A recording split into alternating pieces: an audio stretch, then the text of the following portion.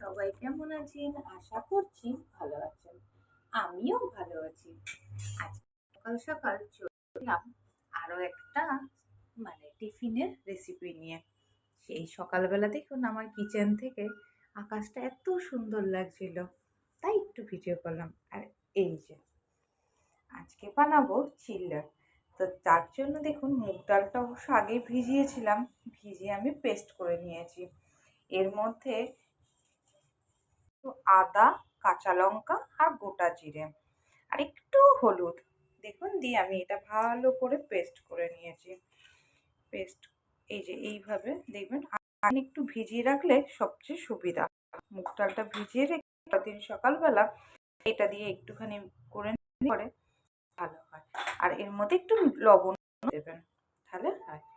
আচ্ছা, এইখানে দেখুন রেখে দিয়েছি, এখানে বাটার আছে, আর এখানে ছোট ছোট করে কুচি কুচি করে এখানে টমেটো পেঁয়াজ আমি একসাথে রেখে দিয়েছি। আর এইখানে দেখুন আমি এই যে তাওয়াতে ব্রাশ করে নিচ্ছি হালকা রিফাইন তেল দিয়ে। তারপরে এই যে ব্যাটারটা দিয়ে দিচ্ছি, দিয়ে ভালো করে ব্যাটারটা দিয়ে স্প্রেড করে নেবেন, যাতে চারিদিকটা সুন্দরভাবে গোলটা একটা শেপ দিয়ে দেবেন নিজেদের মতন করে। কারণ এটা যত তাড়াতাড়ি, তবে গ্যাসের ফ্লেমটা আস্তে করে দেবেন যখন এটা ঢালবেন, কারণ তাড়াতাড়ি না হলে পরে এটা পাতলা জিনিসটা হবে না, তখন মোটা হয়ে যাবে, আর আপনি স্প্রেডও করতে পারবেন না ভালো করে। সেই জন্য এই যে দেখছেন না, এই বেশ সুন্দর করে একটা আমি রাউন্ড শেপটা দিয়ে দিচ্ছি। এই যে খেতে কিন্তু খুব সুন্দর হয়। আগে এরকম করে বানাবেন, বানিয়ে কে কীরকম করে লাগছে সেটা আমাকে কিন্তু কমেন্ট করে জানাবেন। এর ওপর দিয়ে একটুখানি বাটার দিয়ে দেবেন। বাটারটাকে ভালো করে এই ব্রাশটা দিয়ে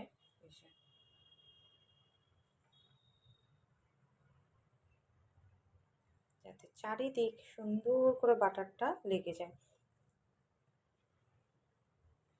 বাটারটা সুন্দরভাবে একটা বাটার যখন খাবেন, বাটারটা দেখবেন একটা স্মেলও আসবে আর টেস্টটাও সুন্দর হবে।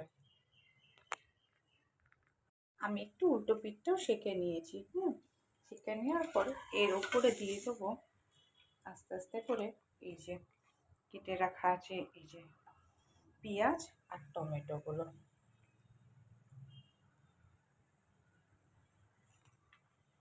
একটু আমার মতন করে অল্প অল্প করে দিয়ে দিলাম।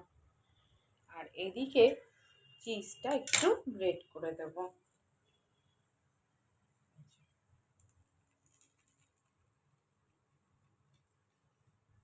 চিজটা দেওয়াতে একটু টেস্টটাও অন্যরকম লাগবে আর সুন্দর লাগবে খেতে।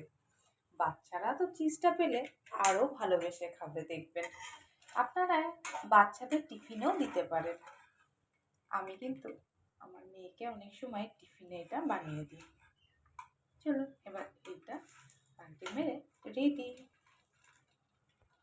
এবার নামিয়ে দিচ্ছি। আর এই যে এটা খুলেও দেখিয়ে দিই, এই দেখুন চিজগুলো গরমে গলে যাচ্ছে, সুন্দর লাগবে আর ক্রিস্পি ভাবটাও কিন্তু রয়েছে।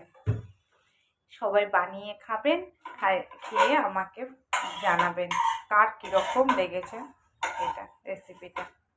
টাটা।